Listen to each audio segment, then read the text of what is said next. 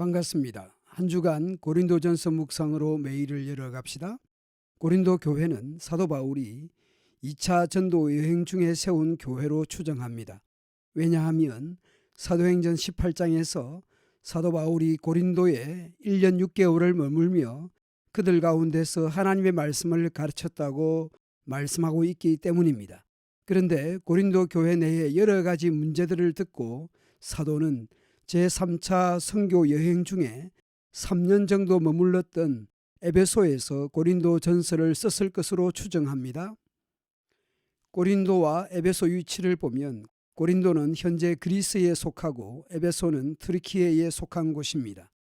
헬라 로마 시대의 고린도는 동양과 서양을 연결하는 상업도시였습니다. 그리고 고린도에는 헬라의 사랑과 미를 상징하기도 했고 바다의 여신으로 알려진 아프로디테 여신 신전이 있었던 곳이기도 했습니다.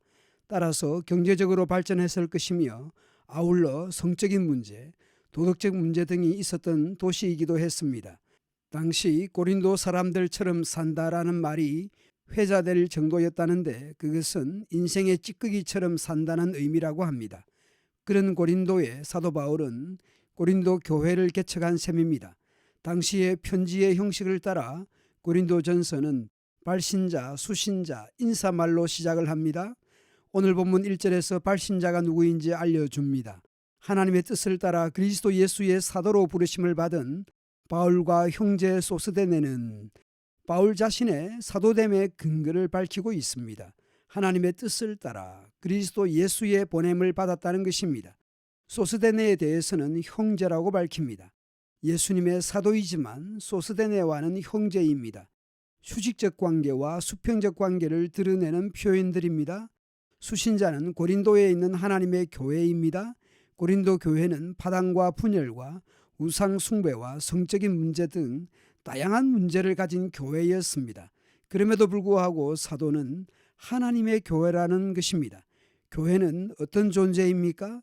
그리스도 예수 안에서 거룩하여지고 성도라 부르심을 받은 자들입니다. 또한 각 처에서 우리의 주, 곧 그들과 우리의 주 되신 예수 그리스도의 이름을 부르는 모든 자들입니다. 교회는 성도는 거룩한 무리는 예수 그리스도와 관련하여 수동성과 능동성을 가진 것입니다. 수동적으로는 부름을 받은 자들이면서 동시에 예수님을 부르는 자들입니다. 거룩하여진 무리들로 부름받은 동시에 예수님을 주님, 주인으로 부르는 것입니다. 그 주님을 부르는 자답게 살아가고 있는지 돌아보게 합니다. 사도는 인사를 전합니다. 하나님 우리 아버지와 주 예수 그리스도로부터 은혜와 평강이 있기를 원하노라. 그리스도 예수 안에서 너희에게 주신 하나님의 은혜로 말미암아 내가 너희를 위하여 항상 하나님께 감사하노니. 고린도 교회가 안고 있는 여러 가지 문제에도 불구하고 사도는 하나님께 항상 감사한다는 것입니다. 문제 지적이나 비판에 앞서 감사가 앞서고 있습니다. 고린도 교회에 주신 하나님의 은혜가 있기 때문입니다. 어떤 은혜입니까? 이는 너희가 그 안에서 모든 일, 곧 모든 언병과 모든 지식에 풍족함으로. 언병과 지식은 당시 헬라 문화에서 중요한 가치들이었습니다. 고린도라는 도시 역시 그런 것들을 매우 가치 있고 의미 있는 것으로 여겼습니다. 그런 문화 속에서 고린도 교회 구성원들도 그런 언병과 지식이 풍족했습니다. 그런데 사도는 그런 것들이 자신들에게서 났거나 획득한 것이 아니라 하나님의 은혜 때문이며 그로 말미암아 그리스도의 증거가 너희 중에 견고하게 되어 너희가 모든 은사에 부족함이 없이 우리 주 예수 그리스도의 나타나심을 기다림이라. 예수 그리스도 다시 오심을 기다리는 성도들로서 어떻게 살아가야 합니까? 주께서 너희를 우리 주 예수 그리스도의 날에, 예수 그리스도의 날은 예수님께서 다시 오시는 재림의 날을 의미할 것입니다.